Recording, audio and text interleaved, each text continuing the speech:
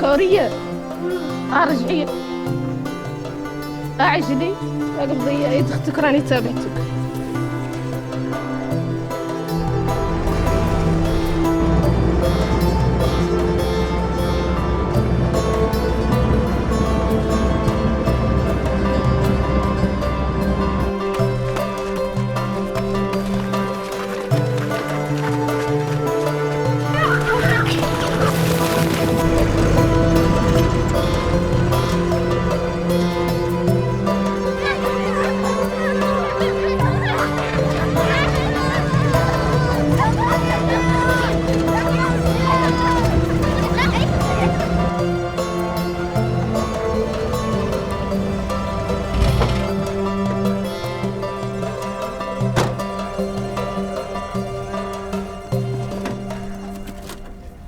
صالح بوشمع، الكورية محمد دافع.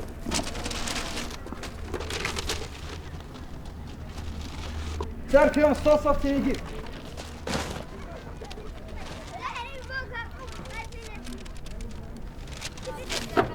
ربيع 70 بيضاني.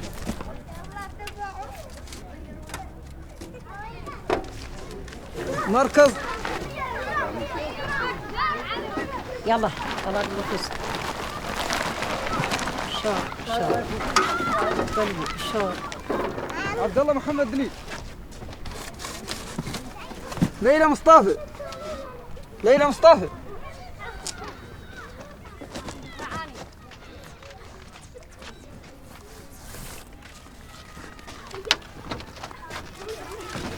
مولى باشرو.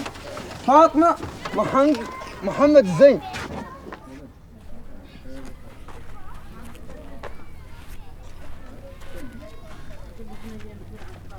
البطولة لا تخص المسألة كانت تصل.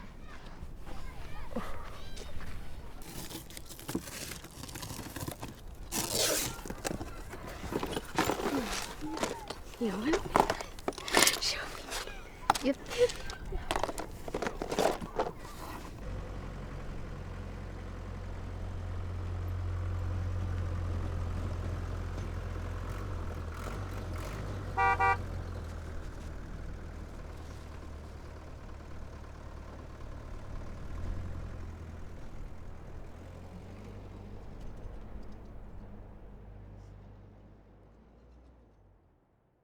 يلا نشغل. يلا نشغل الغنم. يلا نشغل الغنم. هذا ما وقت الكيس. يلا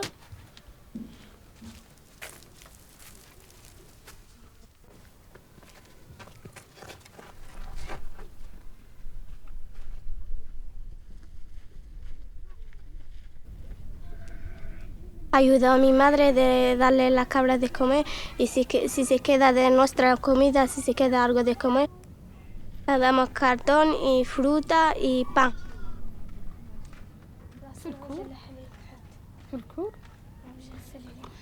تجيب لهم عيالات تدخلهم الكور ما الشهر خليك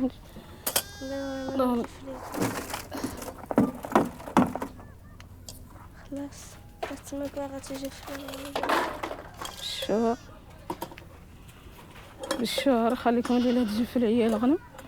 نجي فلوسهم يلا. الغنم يتعدى عن البلدية. بالشهر عليكم. الشهر لا تجي في لا تمتع بالكلام. الشهر ولا تمتع بالكلام. الشهر احنا قلنا الحين طيب لنا جايات من البلدية ما خصم. كنقص لي يديك نبلد الغنم.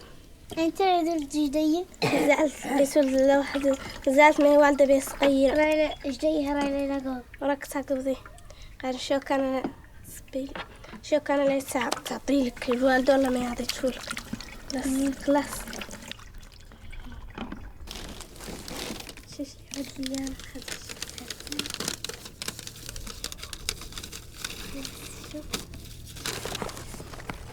شو زي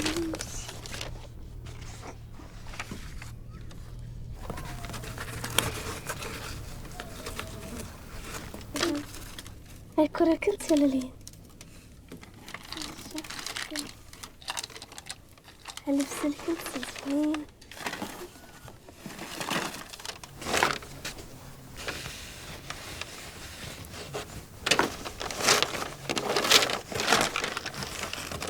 شو زين هذا.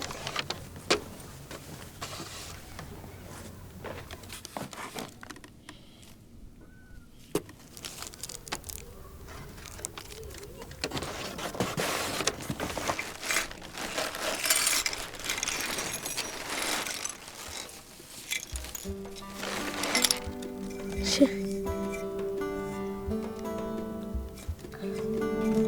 زين. شوفي هذا.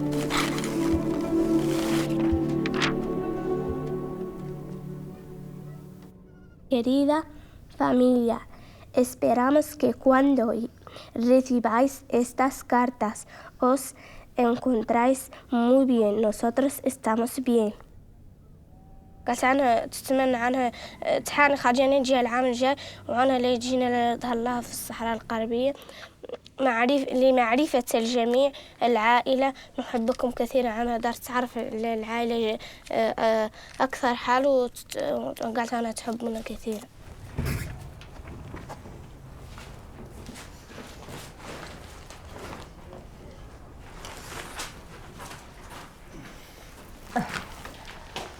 ايه ايوا صفقوا الكيس بعد الكيف وقاعد طرطش كمان. ايه سعيد الكيس فيه ايه حلوة تو الكيس هذا فيه شنو؟ اللعب زين عندكم لعبوته. اول افتح هذا الكيس نشوفوا اذا فيه شنو. شوفوا قاعد زين جايكم.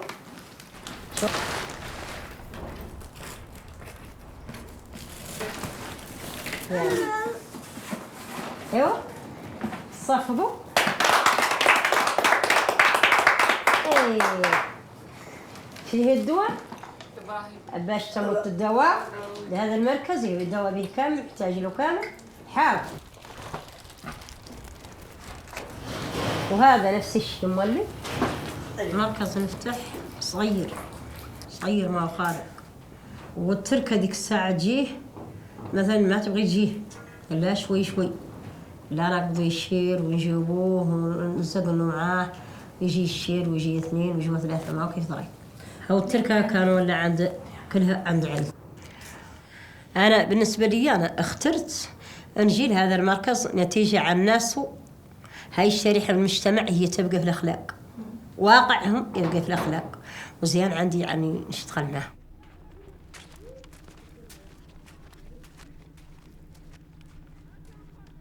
En principio estuve estudiando un curso de 1 año, que es el curso más importante para poder trabajar en la salud. Y en formarse como farmacéuticos en los campamentos saharauis es estudiar 2 meses un curso de farmacia, de saber cómo utilizar tratamientos, qué es y para qué se utiliza más o menos. Y yo personalmente estudié varios cursos.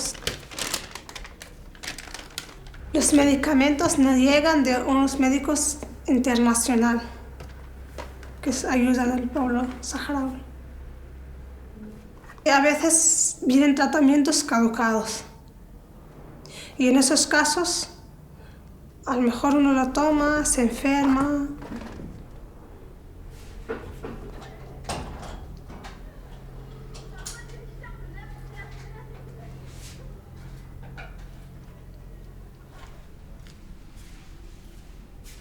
Trabajar en los campamentos saharauis como hombres y mujeres es lo mismo hombres que mujeres. Trabajan los dos. Y sobre todo en el trabajo de salud. Son iguales. Y lo mismo puede ser una médica, un médico, un enfermero, una enfermera. Es lo mismo. La diferencia entre la farmacia en los campamentos saharauis y la farmacia en España hay mucha diferencia entre eso, sobre todo entre los medicamentos. Aquí no siempre están, necesitamos más tratamiento. Un paciente viene enfermo y de repente no tienes tratamiento, le tiene que decir que tiene que utilizar tratamiento tradicional.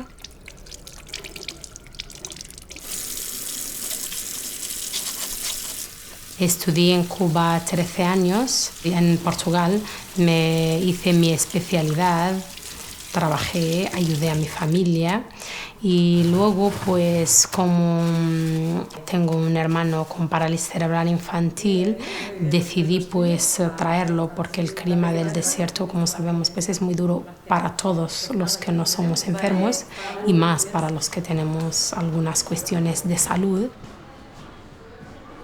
La diferencia entre ejercer la medicina en los campamentos de refugiados y en España hay una diferencia abismal en el sentido de que es muy difícil ejercer la medicina en los campamentos de refugiados porque estamos hablando de un desierto inhóspito donde no existen recursos humanos ni recursos materiales para poder ejercer.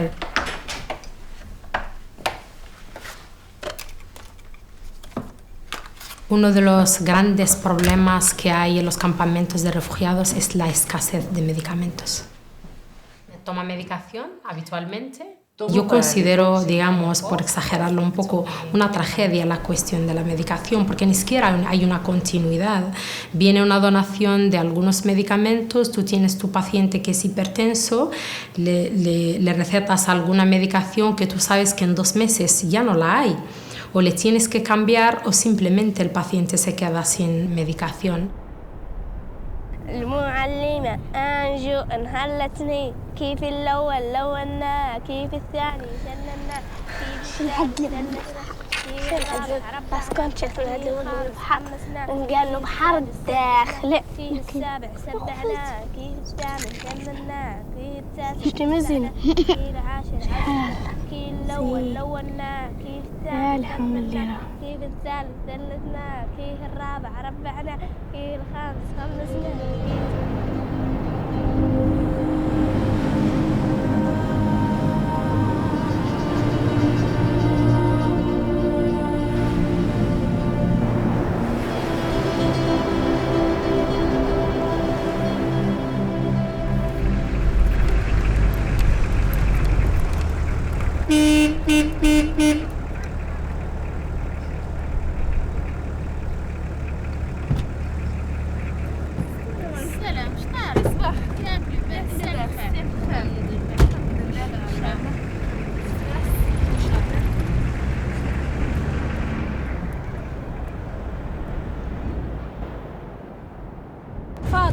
ظنتك عن العلايات كيف الرجال في مجتمعنا كي العلايات عندهم افكار ما الله ما كيف ما شوفي انت لا مثلا انا عندي صاحبتي اللي تخيم ياك عندي صاحبتي اللي تخيم وقايست طبعا عنك لي تفوتي معاها الليله وليله تغدا انت مالا صاحبتك متخيمه ماك لي تجي نص نهار تقومي ماشيه عنها ما هي زينه وانت تاكله امرها كامل على راسك تقومي ماشيه من عند اهلك عند باش تقومي هذا هو البو تلفن الخوي تلفن انت مالك ما تجي لا تروحي الليل انا مالي ماشيه من عندكم وانا مالي مرأة صحراويه شابه فايقه في راسي وعارفه ذاك اللي نعدل الحمد لله وعارفين بين الصالح والزين والشين ذا كامل انا عارفه بيناتهم وانت كيف وليك الثانيه كيف لا مسكينه ماله هو ماشي ظل على ظل ذراعه ماشي بطل الارض الباقي هو يلحق مالي حتى انا ما قدنا الحق حللت اللالت قدت الحق انت انا الحق وانا ذيك بعد حق والله اصلا مجتمعنا اول منين جينا منين انطلقنا وعدنا هنا سياح شكون بنى المخيم حق بعد العلايات شكون الرجال كانوا في الحرب شكون بنى الادارات شكون بنى الولايات يا قير منين الرجل بريك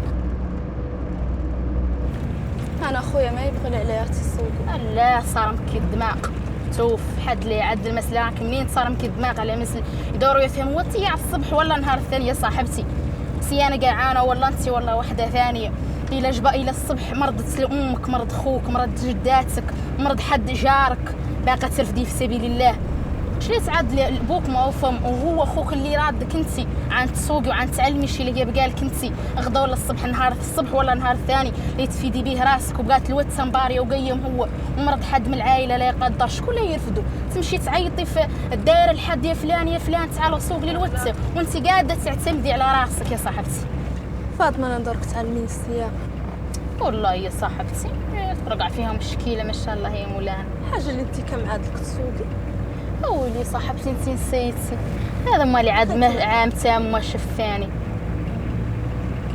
ولا تعلمي اللي تبدا تعلميني والله ان شاء الله نعلمك بعد مالي بغيتي ضريك والله لا والله وشوفي لا المهم عنك تعودي انت مركزه، عندك ثقه براسك يا مولا، ثقه براسك وعندك ثقه براسك. شوفي حنا دراك ماشي البريميره ياك، ماشي الاولى زعما.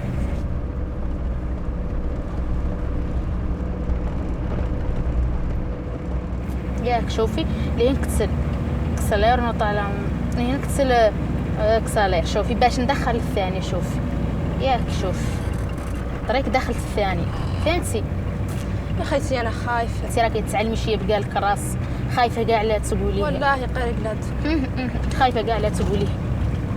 ياك شوفي نتسلم كسالير باش ندخل الثالثه. انا كاع علاش نشوفك انت ونقول عني ماشيه نزعم ولا شي. ياك الحمد لله. وشتي المهم لا تثقي براسك. شتي شوفي تبارك الله ما شاء الله. باش تحسي منين تعودي تسوقي؟ ما شاء الله يا مولانا نحس بالحريه التامه والفخر والاعتزاز. شي باقي لي انا وعارفه لا كمراه صحراويه شابه قاعده مثلا تهني من راسها وتهني من عائلتها. ما شاء الله ذاك الحاسه انا بيها. لا منين تفوتي انت ليه تسوقي تعودي تعرفي تعلمي السياقه ولا تعلمها وحده ثانيه دور تحس ذاك اللي تحس. لا تعلمت مولي السياقه هنا تيام الدور ما فادتني ساعه الا استقلينا الحق الصبح ولا النهار الثاني صاحبتي على استقلينا دوله الحمد لله.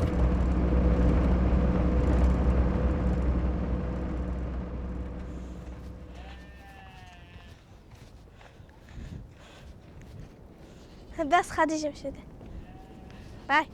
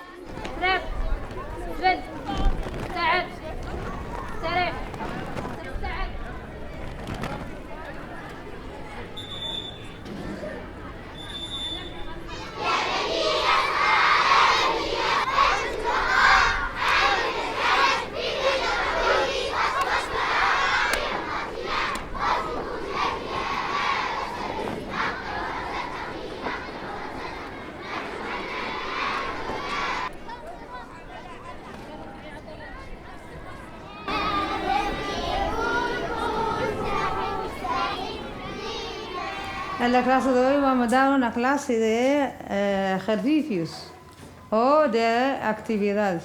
El primer actividad vamos a dividir en sílabas o fragmentar en sílabas algunas palabras. ¿Quién me dice una palabra que lleve la letra C?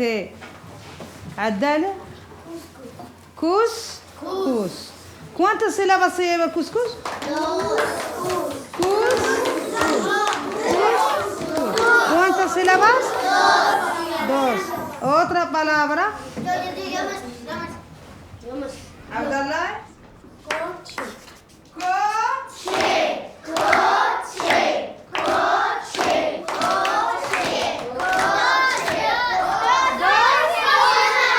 ¿Para qué sirve la coche? Para montar. Para montar. Y hacer un viaje a otro wilayah. Yahya, ¿cuántas sílabas lleva el castillo? Tres sílabas. Castillo. ¿Cuántas sílabas lleva? Tres sílabas. ¿Otra palabra? Yo no sé. Barco. ¿Ah? Barco. Barco. زين ما هو عادي. ايه ارسم الشيخ ارسم يد ابو.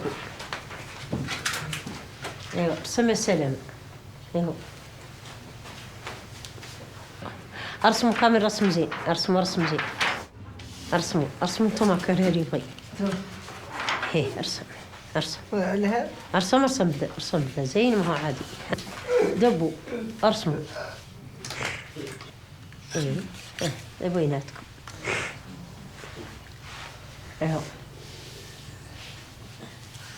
سيدي يرسم زيت، يرسم زين، رسم زين. هاك انت شوف رسم زين، تعدلوا كلش، سلمكم معدلين، ارسم.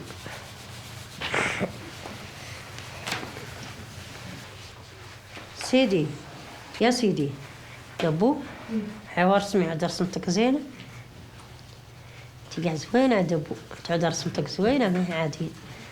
أقبضي لون ثاني يا دبو تلوني، تلوني يا دبو. ها؟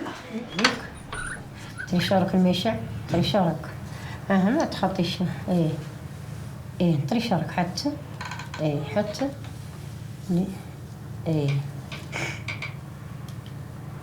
بالشاور عليك. بالشاور. زين عندك. زين عندي ذا. زين عندك تمشي تشتغلي فيه. حد. يا ماما شوفي خرصيني.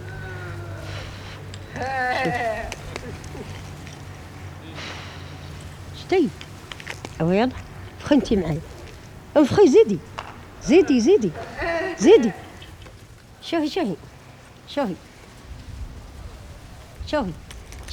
شوفي انتي خرصي.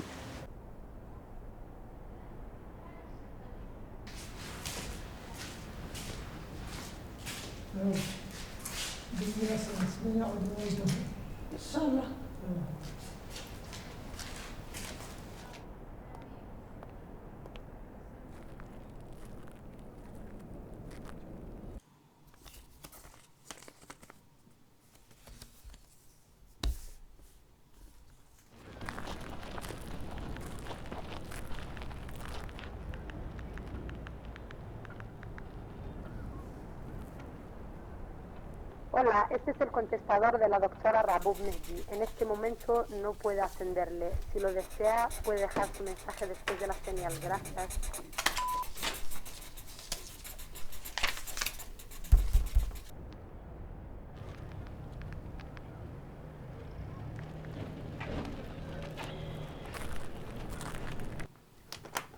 A mis hijos desde pequeños les intento pues inculcarles su cultura, su idioma, hablarles de la historia de su país. Me acuerdo un día en el colegio, tenía la reunión con la profesora de mi hija y me ha dicho pues que sepas que tu hija le cuenta a sus compañeros que vivís en un desierto, que sois refugiados, que vivís en tienda de campaña. Y cuando la profesora me lo dijo, la verdad que me sentí muy orgullosa de mi hija. Personalmente, estando trabajando con la comisión de Sahara Medical, pues se me han enfermado mis hijos. No había manera, o sea, estaban deshidratados, no había ni siquiera para coger una vía. Había 2 niños enfermos, mi hijo y un chico y un pequeño niño que una madre me había traído en brazos. Y por supuesto que no me lo pensé 2 veces. Mi hijo regresaba de viaje 2 días, ese niño estaba ahí en los campamentos y decidimos ponerle la sonda a hidratar al otro niño.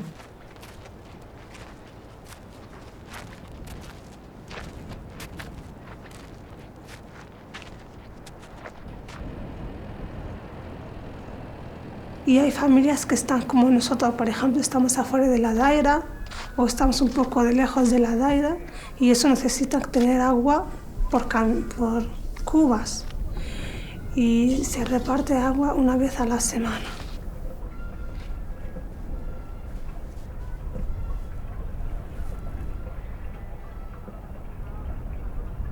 La tarea entre el hombre y la mujer aquí en las jaimas es muy diferente. Es que a veces hacen los 2 del té, se pueden ayudar. Entonces ella es la ama de casa a la vez, hace de todo, limpia la casa, hace la comida, va a las cabras, si tiene, si no, no. A veces cuando estoy sola y tengo mucho trabajo en casa y a la vez en el dispensario, no aguanto. A veces hago las cosas por la noche. Viene bien de noche, limpio la casa, me preparo. Me organizo bien, tengo mi trabajo. Depende del trabajo, si hay muchos es todos los días, o depende de los tratamientos si hay. Entonces me levanto por la mañana, hacemos el té, nos desayunamos. A veces me di tiempo de poner la línea de la ropa, lavarle todo, y a veces no. A veces le dejo a él que lo hace. Le pone la ropa, le lava la cara y está todo el rato con él hasta que yo vengo del trabajo. Muchas mujeres, sus maridos se van afuera, a la militar, a luchar por su país, por su tierra.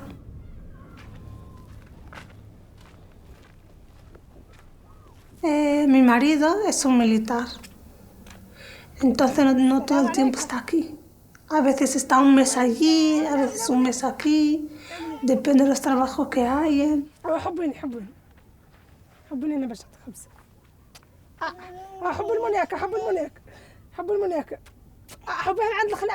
Cuando te casas, no sabes en cualquier momento te lo pueden llevar. Tú estás en tu casa esperando aquel momento, no sabes. A veces llamo por micrófono, por ejemplo. Tal y tal, tiene que estar mañana, no sé qué, a las 8:30, tiene que ir a la militar. Y ellos se tienen que ir. Y no sabes si va a volver. Porque en algún momento podremos tener guerra. Y así tendrán que luchar para tener su tierra. Y eso cuesta mucho. Sí. El día de hoy vamos a iniciar o vamos a aprender lo relacionado con lo que es el mundo y principalmente la situación de nuestro país. Nuestro país es la República Árabe Saharaui Democrática o el Sahara Occidental. Se ubica o está situada al noroeste de África. Ese mar que ustedes ven aquí profundo es el Océano Atlántico. Ustedes lo podrán ver, ahí donde nosotros podemos localizar nuestra querida patria, que por supuesto no nos encontramos ahí. ¿Dónde nos ubiquemos nosotros ahora? Estamos aquí al sur de Argelia, o sea, en la llamada tierra o la provincia de Tinduf. Ese vecino Marruecos que ustedes creen ahí es un país que entró en el año 1975 y entró bajo aquella famosa Marcha Verde. Esta Marcha Verde arrasó con todo lo que veía adelante, hombres, mujeres, niños y todos, hasta que todo el pueblo, o la mayoría del pueblo, pudo huir, escapar, hasta llegar, bueno, con la ayuda de muchos países, hasta llegar en el lugar donde estamos nosotros hoy en día. Estamos aquí ya más de 40 años. Las familias se dividieron, unos que viven allá, otros que viven aquí. Ese lugar que ustedes ven ahí de vergüenza, esa vergüenza que ellos construyeron ahí, ¿cómo le llaman? El muro, muy bien. Entonces, ese muro que ustedes ven aquí mide alrededor de 2.000 kilómetros, ¿no? 2.000 kilómetros que atraviesa del norte hacia el sur del Sahara. O sea, que es un muro largo, un muro que tiene muchas minas, un muro que hay que tenerle mucho cuidado cada vez que vaya alguien a visitar el muro. ¿Qué creen ustedes? ¿Quieren que ese muro se quede allí o qué quieren? Que se derrumbe. ¿Quién tiene algún familiar en la otra parte del muro? A ver tú, Coría. Yo tengo mi tía, los hijos de mi tío, y tengo mis primas, mis abuelas, y tengo ahí un montón de gente. Muy bien. En días nos va a visitar aquí la ministra, por lo cual todo el mundo tenemos que prepararnos, ¿no? Preparar algunos regalos, algunos poemas, etc. Lo que se puede hacer. Y bueno, y al final os doy las gracias por la clase y bueno, nos vamos, por favor.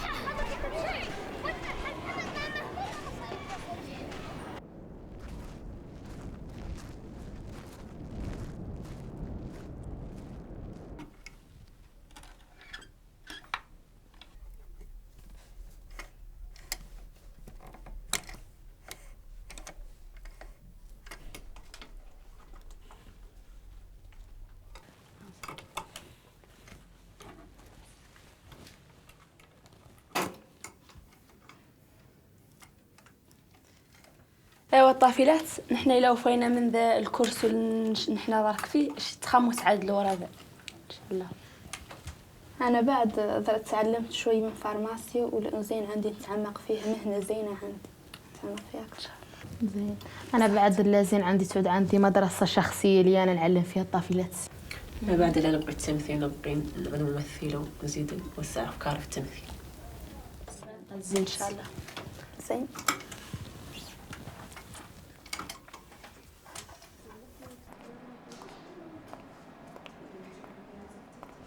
y dar clic derecho. Nuevo y ahí donde está el icono de Microsoft Word. Ahí, abajo.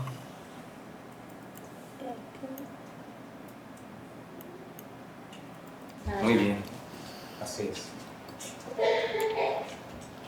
Le cambias de nombre porque te sale automáticamente para cambiarle el nombre. Así es. Perfecto. Bueno, chicas, ya hemos acabado la clase de hoy. ¿Pueden ir?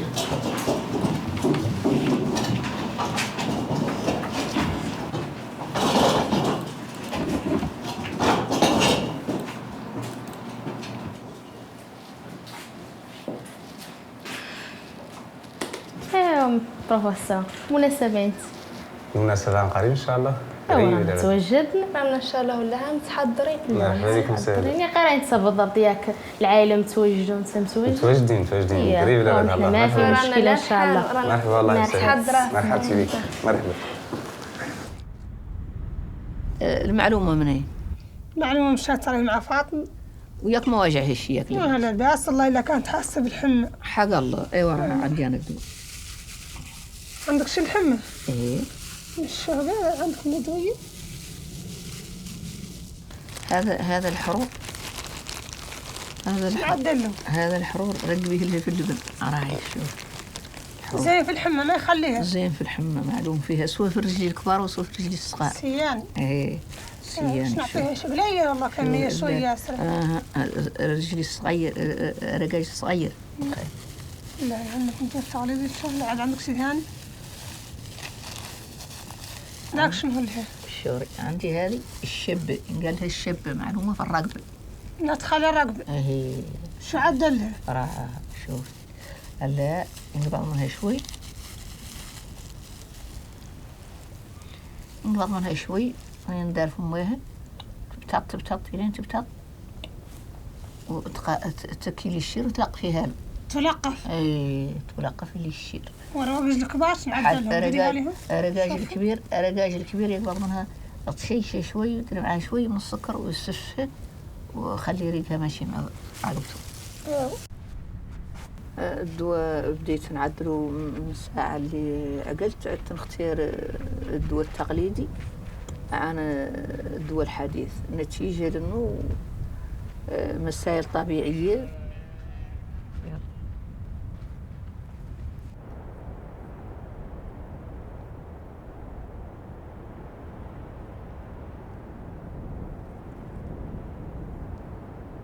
المساعدات اللي يجوا للصحراويين كيف أولا يجيهم من عند هذه المنظمات يجي الدقيق 8 كيل إلى 10 كيل.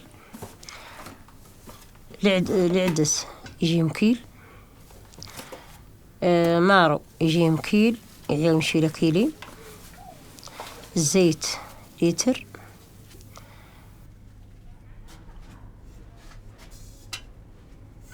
هذا السكر كيل،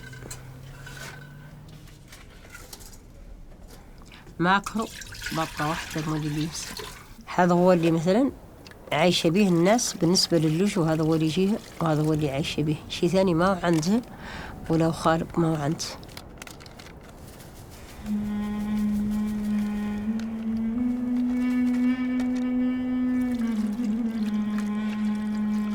عايشة الحمد لله مع أولا قاع مع شعب الصحراوي كامل عايشة معه، وهذا قاع شي كبير عندنا احنا حامدين مولانا وشاكرين. ونقطة ثانية عايشة الحمد لله مع عائلتي دومها عليا نعم، نوكل الحمد لله ونشرب ونعدل كيف بغيت ونشتغل كيف بغيت ونتكلم كيف بغيت، الحمد لله يدومها نعمة.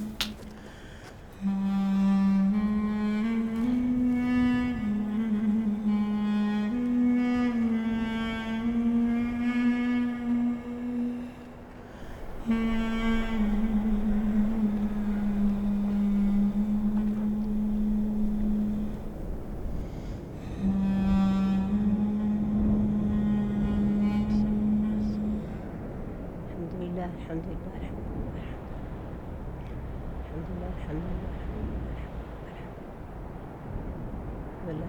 أيام الحرب يا خيتي اللي ليتاني نبلها إن شاء الله ما يعود إن شاء الله الاستغلال.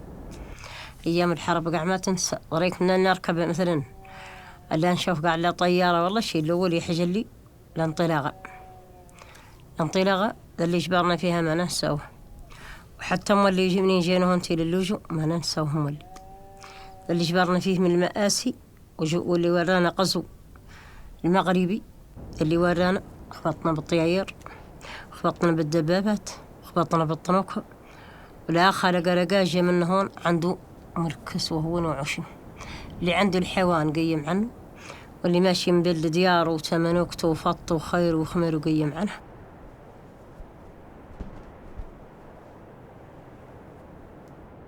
احنا بعد من ساعة مولي اللي جينا هون تياها ما تشوفي شي مرينا. احنا جينا هون لهاي الارض قاحلة ما فيها شيء، حد قال لك عنها فيها شيء؟ ما هو ارض سطحية هكاك ما فيها ولو. قيمة الرجال الخارج منها شغل الحرب. الحرب ذيك الساعة المغرب وموريتانيا نص اللي قالوا عنا ما هو احنا قاع هذا ما يفوتوا معنا تقريبا عنه 4 أيام ولا 5. نص الموريتان ونص قالوا عنه للمغرب، وتوفى أخباره في أسبوع جوافية قاع ما هي خارج. ونفضل مولانا احنا حقيقة صبرنا ياسر من الصبر واعطينا ياسر من الشهداء المثلين اللي نشوفوا. ما خارقة صحراوية اليوم هذا موجودة لا في اللوجو ولا في المناطق المحتلة ما هي عاطي الشهداء الزينة القليل اللي مثلت تشوف.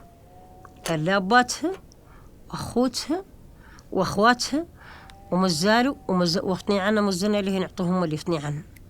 رنقاك عنا مالي لما تستغل الصحراء مزلنا اللي نعطوهم، ولو عطيناهم ما هم باقين خلاقنا. أو من أجلاش؟ من أجل تعود عندنا الحرية وعد عندنا كرام وعود عندنا السمع ونعودوا حتى احنا مثل الدول. احنا خيراتنا ياسرة والاستعمار ما وش احنا حد ما يدور حد فينش. احنا هون من جينا أقواطين ما يخارقوا، وهو التبيات اللي قاعدين عليهم اليوم والحصاير والقواطين والبيوت تعالي عندي تعالي عندي تعالي عندي تعالي عندي عندك الساعة ما عندي الشر لا الانطلاق قبال حق الحال على اني بحقته وطحت كرشي بيا لا القاشية هذه لا وراونا الطيار ورغ الطيار ورغ الطنوك ورغ القوة اللي ما نعرفه لا نقد عليهم الزنا اليوم ما نقد عليها فطني عن ولعات اللي ضامنا لنا الجنة ما نقد عليها الغربة ما نقد عليها الاستعمار ما نقد عليه. الدخل قلت لك عنها جبرنا أرض سطحية أرض قاحلة ما فيها بناي ما فيش. احنا هم اللي بنيناهم. شتي في البداية في كيفاش عشنا 100 امرأة نقضوا كنا تقبض ملح من عند راس مثلا نقبض أنا ملح وتقبض انتي ملح يقبض وحدة ثانية تكلم من عندها ملح ونلقوهم ونبنوهم نبع عويدات نسمكم ندخلوا تحتهم بلا فراش بلا غطاء بلش.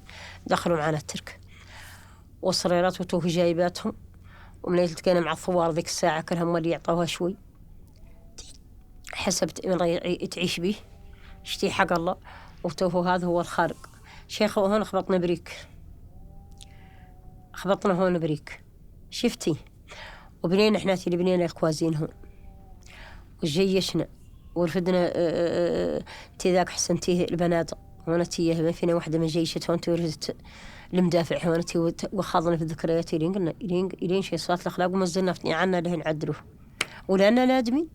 هذا كان لا من أجل حريتنا واستقلالنا. يا فاطمة صبر كاسي منتي هلا.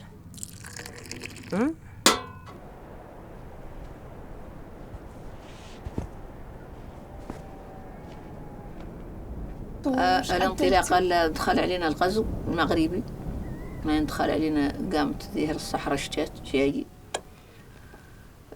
الانطلاقة الحقيقة الناس ديك الساعة قليلة توتات واللي منها عنده وت قبضها الجيش وعادي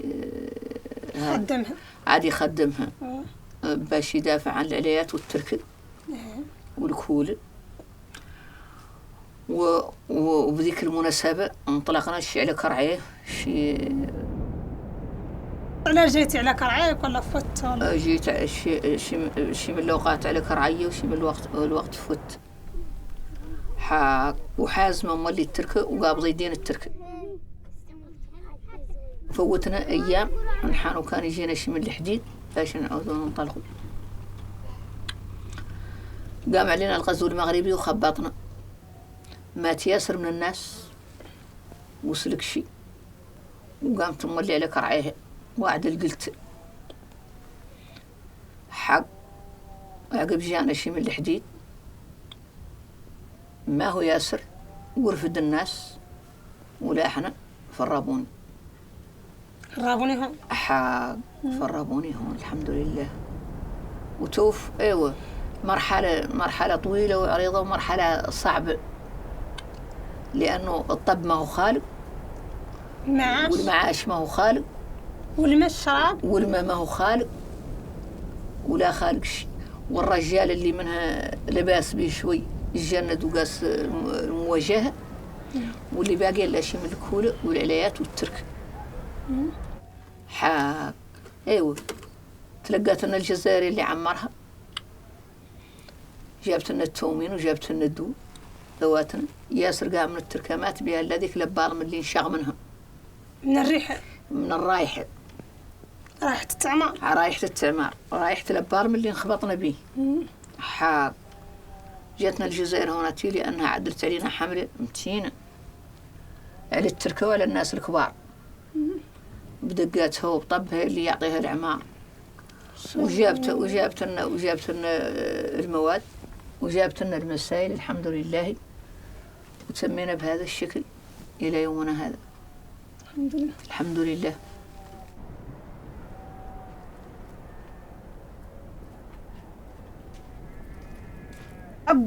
ذيك الحية انطلقت على الغنم انطلقت على الحمير انطلقت على كرعيها ورفدت تركتها على ظهورها ورفدوا الماء يرفدوه بيدون هذا البيدون يرفدوه يا غير طلقت مشنبته إلا في الليل ما قط بان هذه من يوم انطلقت الشعب الصحراوي الضوء في الليل ما قط بدات ضوت والعدو له يطيبوا عشيانهم والله له عدلوا شيء يطيبوهم زي العصر ويطفوا النار ما تحرك وت يسوى هي شنهي ولا يحرك رقاج في الضوء كل شيء على قدام ما هو ضوء ذاك العمارة اللي هيش بعد ما خالق وت لا يتمشي من سحبه رافد قاعد يضرب الا ظلمه في الكدي في الشلخ في الجميع ما يكون ما هو على شانطي ما هو على شيء يسوى هو شنو الوتات اللي منهم يجونا ينطلقوا الى عند هم يطلقونا نطلقوا روسنا والتركه والعليات وعلى الغنم وعلى الحمير وعلى كرعيهم كيلهم وشرابهم على الغنم على كيلهم وشرابهم على الغنم وعلى ظهورهم الى يلحقوا قراير يقول لهم قراير الهمات طرنشيات حافرين طرنشيات وساكنينهم والغنم سلاح نحدبوها الفجر طلوع النجمه ونخلوها ماشيه سارحه وقاعدين مع عيالنا وهم هايشينهم نقضوا التركه وندخلهم معنا في القيران لا الخلاء والماء ما هو خالق ما ينشاف ما هو هيش اصلا مخليته فرنسا كانت هونات مخليته فرنسا صوند فيها القربان وفيها الطيور، وفيها الربيع ذاك الأخضر اللي في يعود في الماء، ما هو شيء ينشرب ولا هو شيء يطيب به ولا هو شيء يسوى شنو. وبركة ذا التراكي والعليات تركتها وحالتها كاملة في الصدر، العقاية ومركبة والصبط بركة تظلوا. وتشوفي تريكتهم عندهم مجمعين كيف القربانة معاهم، ومن يعود المغرب يقدوا النار يستهدوا باش الا بالصبط ومركبة، هذا باش يقدوا. ومنين مشاو الرجال شرب الحرب؟ تعرف بقاو هنا لا العليات بقاو لا العليات. واش عدلوا العليات؟ الرجال قاسوا الحرب، واللي قاس التدريب، واللي قاس الحرب، ولا بقاو ما هو هالولاية الا هالولاية اللي راقا جايين والله ثلاثة. والله كل دايرة فيها واحد ينحر والله يذبح عمارة مع العليات في ميليشيا. ودخلت الرجال العليات دخلوا حراسة على قدهم دخلوا الحراسة عادهم هم اللي يعسوا خبطوا البريك. لا العليات هم اللي يخبطوا البريك، وهم اللي بناوا ضد الشركاء على قدها اللي كانت ما هي خالقة ما هو نخل، وبقات داخلة كاملة ديار. والتي ومنين اللي جاو الرجال من الحرب له اش تغير هون؟ عادوا يعاونوا العليات؟ عادوا يعطوهم استراحة، يعطوهم استراحة حتى هم يعسوا عنهم ليلة والله ثنتين والله. إيه ولا هم كانوا ولا هم اللي يعسوا، هم اللي قايمات بدورهم كامل على قدهم. الرجال قايمين بدورهم برا والعليات قايمين بدورهم الداخل حق بعد المرأة الصحراوية. وبعد بنات صحرتها، بنات كبار الصحراء مع رجالها ومع المقاتلين ومع الرجال كاملين هم من المعاد على قدها.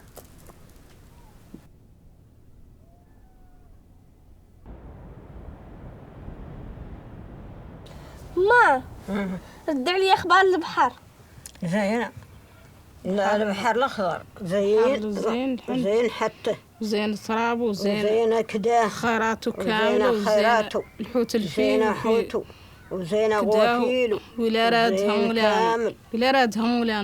رادهم ولانا له نستدروا فيها مع نستغلوا وتشوفي أرضنا وتشوفي بحرنا وخيراتنا كاملة اللي في البحر. شكون نستغلوا زين عندي الشوف البحر تنعتيلي لا رادهم ولانا تقلع شوقك حتى منه حتى البحر لا رادهم تو استغلينا تنعتيلي البحر لا تنعتيلي يا لا رادهم ولانا نجوك حتى منه نستدروا فيه وزين ونطلعوا ليه.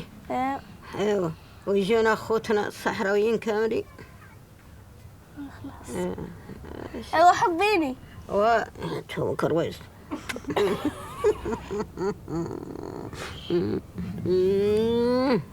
وبيبيك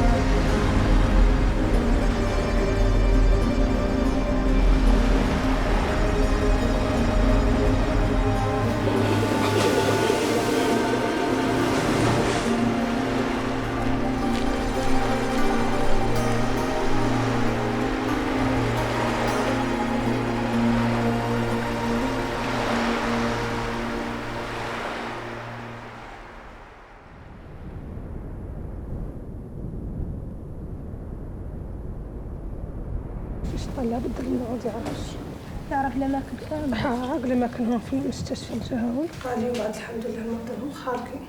الحمد لله. زمان بعد الشتاء والبرد الحمى والبواشيش قال بعد الحمد لله راح بعد في الحرم هم خارقين. الحمد لله. والله الحمد لله. والله يقدي. أو نقدهم عند 7 عشية. الله مشكلتهم في الباتريات عياتهم مرة في الموتور. قال بعد من 7 قام نهار سامي قاعد إلى بكري. والله. في هاي المستشفى فارماسية المستشفى الجهوي، فارماسية الكبيرة نتاع الولاية، وعندها كمية مدومة. كاين مستوصفات بها اللي فارماسي تجيها الناس من كل بلاصة. والحمد لله انني وفى علينا الدوها كاين نجيو نعدوا ورقهم نتاعهم ونكتبوهم، ما يعود اللي موجود وون ولا موفى نجيو نسحبوه، ما يعود اللي ما هو موفر ما هو خالق. أقاري قل الدوها نسيه اصلا قل الله اللي قل نجيبوه من الرابوني، يعني نمشي للرابوني يعود اللي موجود في فارماسي الفوق يجيهم، يعود اللي ما هو خالق لا. دراك الدو الحمد لله موجود به اللي دراك الزمان ممكن مالوش يدخل. من هو الشهر 2 أيام اللي يقلوا يبقى ذا قليل. Principales problemas que pasan en los campamentos es falta de médicos y enfermeros. Hay pocos aquí, pocos médicos, pocos enfermeros. A veces no hay médicos, solo hay enfermeros.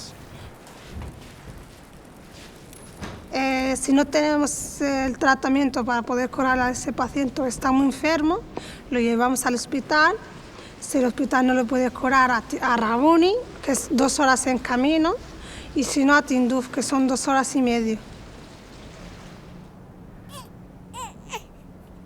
Una vez mi hija empezó con diarrea y vómitos, y en ese tiempo no había tratamientos, no, ni aquí ni en el dispensario tampoco.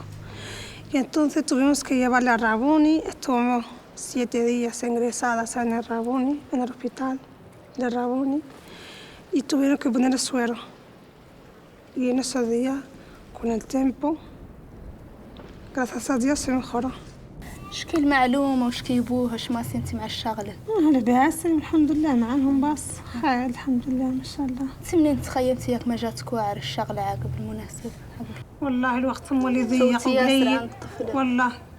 خلط لك مولي تخلط الرضاعات من تعود تشير كاع يرضع يجيك صعب عليك شوية. يعني تمشي عند الصوايع في بلاد وتخليه تخطاو له الرضعات. والله ياك ما الراجل ما عنده مشكلة في تشتغلي عقب؟ لا الله يرحمه ها ما قد عاد عنده إشكالية فيها. لا الله الحمد لله والله الحمد لله.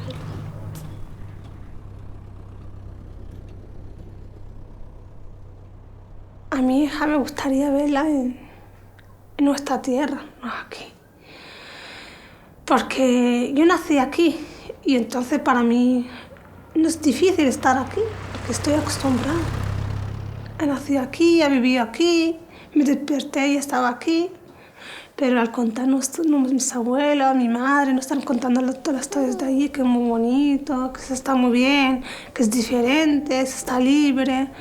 Si está en tu tierra, me gustaría que ella cuando crezca, no tenga casi más o menos 7, 8 años, que ya puede saber las cosas, que esté allí en vida aquí.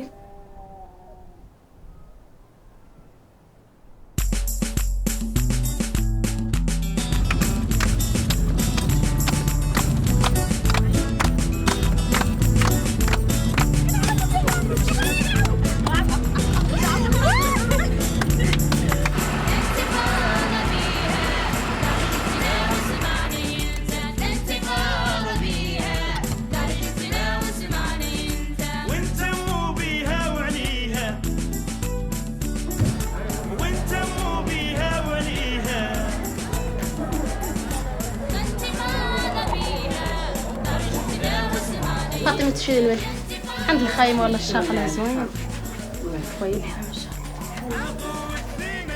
الله. وانا؟ لا تيتابون ثنتين ما مشكل لا نفس التسير بغات تسيبي الملح حطت لينا كبار في فاطمة. لا والله لا يقبل.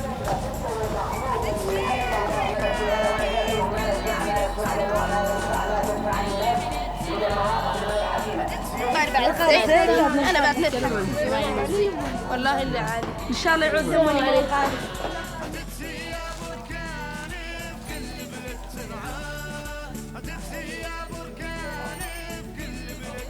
هذاك باش مشري ما فيش ولا عنده شوي زيد هو مضارب 60 اخر فيش لا توراش يا عمرك كثر خير ديرها لي فوق.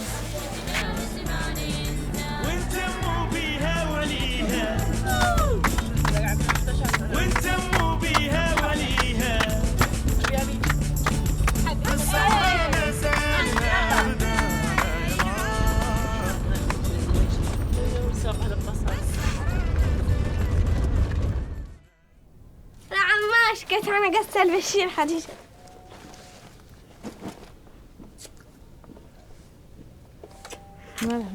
ما تيك ماك جيعانة. لا معايا صوم بدي جيعانة خمس. لا حنا طرحوا ضريكتي اللي غدوتو. الله يجزاك خير. لا ورانا طرحوا انتو ما تتكاش. شيلهم ما اليوم. لباس. لباس. لباس.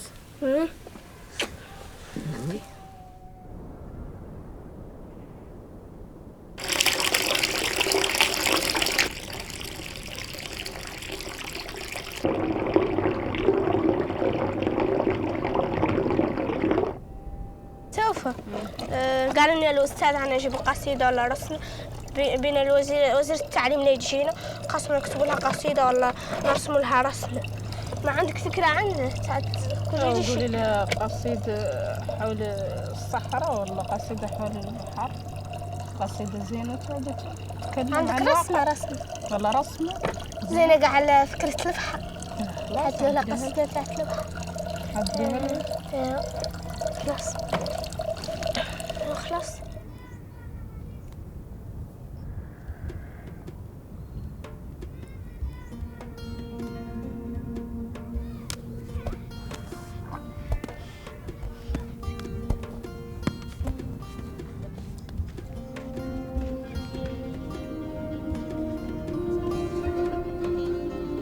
صرفي عن هذه كرة قد حد يسمع بها البحر. وحنسوي كيف تشير تصرنا بها.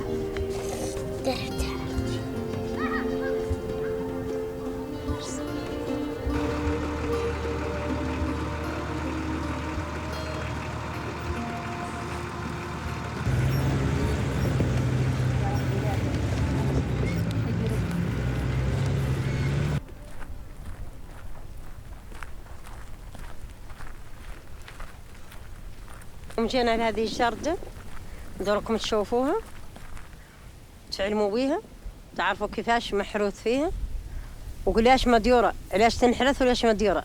ياك هاي الجردة وعدلت ونحرث فيها ياسر عدة مسالم الخضرة باش كانها تعود مثلا مدة من الزمن يعملها مدة قاع من الزمن طويلة يجبرها الشعب. ياك فاهمين؟ وجات علنها فيها عدة مسائل ما تصيب عنها. أولاً ما تصيب عن الناس كثرة ناسها باش تتغنها وتتغنى مثلاً أمورها وتقد تحرث وتقد تعدل فيها تزرع فيها وتقد تعدل فيها الأمور. هاي نقطة. النقطة الثانية هي ما تصيب عن الماء. الماء إلى عاد اللي ما هو خالق ما خالق شيء. مثلاً خاصة ياسر من كثرة الماء باش تنتغن وينحرث فيها ويعدلوا فيها الماء الخضرة كامل على أنواعها كاملة. ياك هذه نقطة. النقطة الثانية هي أرض هي أرض مثلا ما تسمح لياسر من الخضرة كيف نقولوا الفواكه الباردة هذه هي مالحة. هاي الأرض مالحة تنبت مثلا نقولوا إحنا لا خيزو تنبت مثلا لا اللفت وتنبت مثلا لا البصل وتنبت مثلا هاي شيء من هاي المسائل وما طيش يغار هذا لا تسمعون انتم وتشكوا عنه كل نهار له ينبت والله كل اسبوع والله هذا مثلا عيان جبر لا من مدة عام والله من مدة نص عام والله من مدة شيء فهمت بشرط إلى رات المورات ناس اللي تخدمها. الفواكه الباردة ما يخالق ما كان عليه بيها نتيجة عن ملح الأرض ما يسمح لها على أنها تعود فيها الفواكه الباردة. أيوة أنتم زينة عندكم.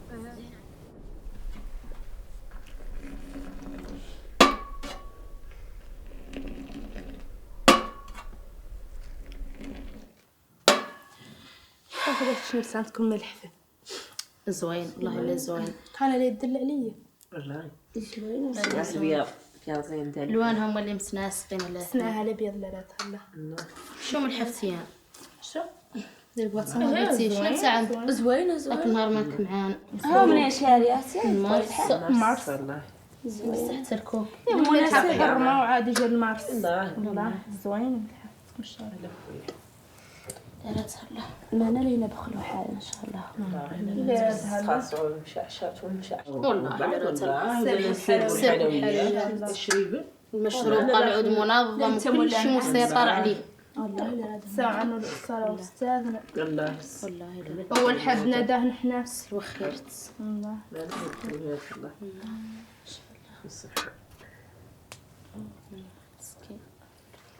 شو هي اللي تعود شنبت ان شاء الله خيتي يستاهلوا. قالوا عنها صاحبة بنت خالتك ولا شي. ايه صاحبة بنت خالتي بنت خالت صاحبتي بنت خالت صاحبتي.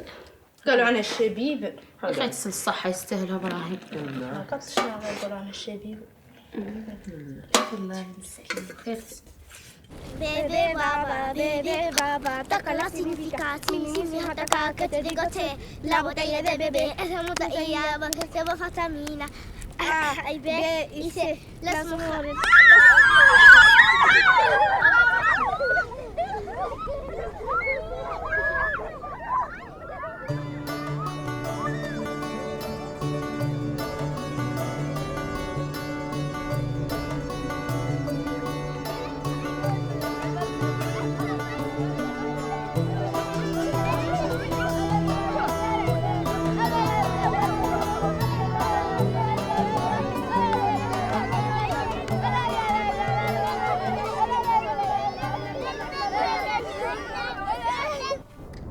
عملنا في برنامج مش شنو هو عرفتوا السلام ياك لباس بقى 5 أيام في الأسبوع الامتحانات ونهار الثاني الجهات ونهارين الثاني الاثنين اللي في الدائرة دايرة واحد في الحياة واحد هون يفتش نهار يدين ونهار في الحياة ونهار الأخير صمود.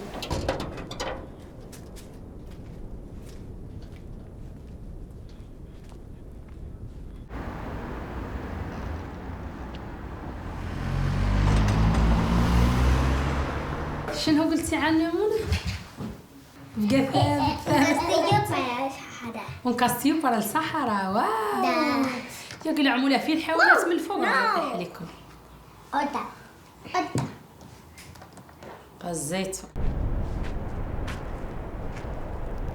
Ay, que se cae. ¡Tonta!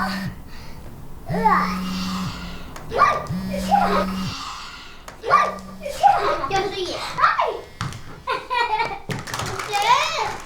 La hacemos atrás. الو اهلا شطاري ياك لباس سالكه شطاري فيك ناريتو باس الحمد لله معاك السالكه ياك لباس ياك الخير الحمد لله ما شاء الله شنو بتركاك ما رجعوش الحمد لله ما شاء الله شنبتكم نتوما فهم ياك كل شيء بخير بعد شنبت العائله ياك لباس الحمد لله مخيرين ما شاء الله لباس عليهم الحمد لله كل شيء بخير عاد لي شي انتظر تليفونك اول كسرة والحقني الحمد لله والله في دواء التركة وفي دواء الناس الكبار في دواء تاع الضغط مالي يا كل شيء بخير بعد شفت العائلة فم الحمد لله ما شاء الله لا ريتي باس اها لحقك البكاط ياك زين شفيه حق بعد دواء التركة صغيرين ولا دويتها الوقج الكبار حق بعد اها والحمد لله مرحبا شكرا ما باس الحمد لله ومرحبتي يا ابويا وسهلا والو لا الشكر على واجب مرحبا وسهلا لكن لا واجبنا كاملين كلها يساهم بالقد مرحبتي مرحبا. Los saharauis siempre somos extranjeros en los sitios donde estamos, entonces me gustaría que mis hijos el día de mañana estén trabajando, que tengan ellos un futuro diferente en un Sahara libre, no pedimos más. إذن نرحب بالأخت مريم السالك حمادة وزيرة التعليم والتربية مقدمة زيارة لمتوسطة محمد عبد الله.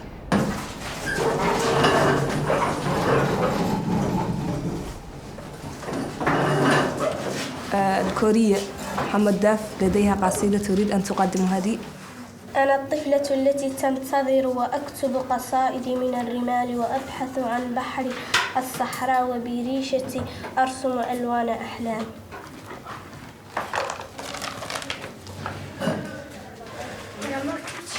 هذه رسالة من محمد سالم إلى مريم. شكرا جزيلا. تقدم جه. شكرا جزيلا. ديك الساعة يقول لها حاجة راهم كانوا لا كلهم ساكنين باركة في خيمة تهلهل إلين كلهم يجيبوا لها راجل يقول لها فلان هذا فرض عليه يشدك ما تعرف ولا قاط شافت ولا قاط شافه ولا عارفة عقليته شني وهو كيف يتفهم وبالتالي عاقب ذاك لا كلهم يبداو في المشاكل عاقب ذاك بقاو واحلين فيه. الطفلات عارفين الحمد لله الحال تحسن في مجتمعنا. عندنا الحمد لله بعد واحد اللي تعود يتعدل البلد يعود الراجل يجي عنده هنا ويتعارفوا بيناتهم وكل يعرف عقلية الثاني ويتفاهموا ذا وعاقب ذاك تسهل عليهم الحياة في بلاصة تسهل عليهم بهم اللي فاتوا تعارفوا فاتوا كلهم يعرفوا الثاني. والله وديك بعد زينة في مجتمعنا. والله ديك الساعة راهم كانوا لا كلها تم في خيمة تهلهل يجيبوا لها راجل ما تعرف ولا يعرف ولا قاط شافت ولا قاط شافه يقول فلان فرض عليه يشدك. بالتالي مساكنة تجبر العاقب ذاك المشاكل تجبروا ما هو نفس عقليتها تجبروا ما هو نفس ذا اللي الدور هي وبالتالي عدل والله عدل ما اللي تصنع في حياتها ما هو المشاكل والله نحن صار المجتمع ما كان شوي متعقد قال الحمد لله الحال تطور ولا كانت في ذيك الصعوبة الحمد لله عاد واحد كاع ما يباقي وحده ما يشدها. هاي الحالة كانت طارية جارتي الطافلات ثم تعرفت عن الطلاق على ظاهرة كبيرة في المجتمع. هذا سبتوا لها هذه قلت وحده يقعدوا بلاصة يزوجوا بلاصة وما هم متفاهمين ولا هم متعارفين عقب ذاك يخلق بيناتهم عودا لا مشاكل بيناتهم قلت تفاهم يخلق بيناتهم الطلاق آخر الأخير يخلق الطلاق. قال الحمد لله مني تطلق واحدة تعتمد على راسها تشتغل الحمد لله العلايات معتمدات على راسهم ما لو معتمدات على الرجال ما هو كي ذاك الزمن الأول. والله الحمد لله عادوا قاريات وعادوا مثقفات تجبري واحد الحمد لله تشتغل في الإدارات ومقارية تركتهم معتمدة على راسها. الأمية مع ثلاث خالهم اللي الحمد لله لا تساعدهم ولا عاد المرأة ما تتهمش المجتمع وتقول شيء ما هو والله ما هو خالق عندها من السماء خالق حمدي مولانا تلات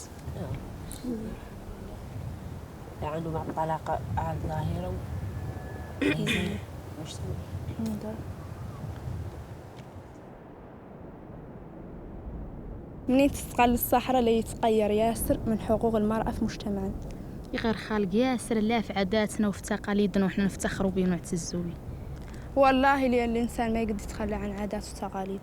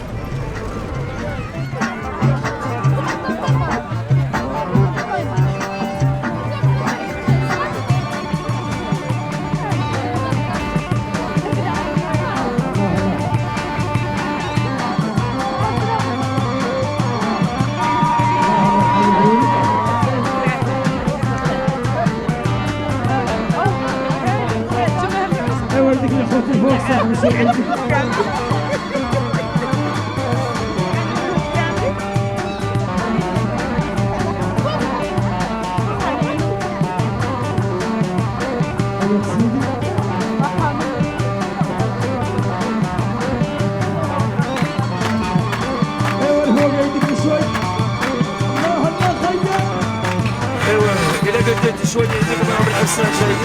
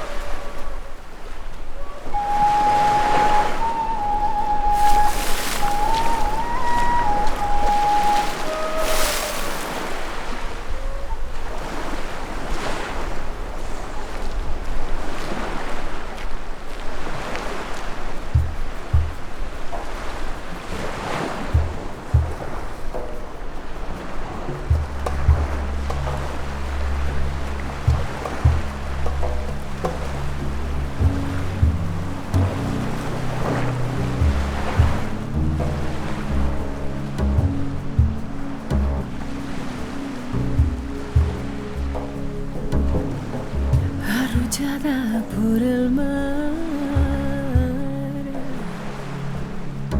Ecos de mil historias me llegan hasta el despertar. Y no lo llames, quien verá si en plena lucha se encuentra mi porvenir. ¿Cómo puedes tú girar la espalda? ¿Cómo puedes no mirar si anhelo poderte sentir? Que se cuesta el horizonte, si siempre el mar fue mi norte de frente a mí. Coría, sueña con el mar. Coría, juega con el mar. Coría, vive por el mar. Coría, sueña con el mar.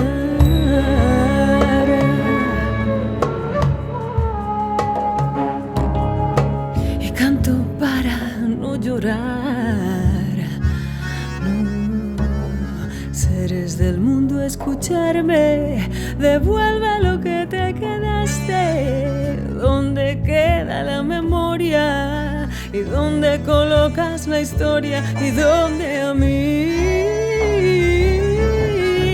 Tiempos nuevos vivirás, dejarás las dunas tras de ti y el mal sueño pasará. Coría, lo juro por ti, no vuelvas la vista atrás.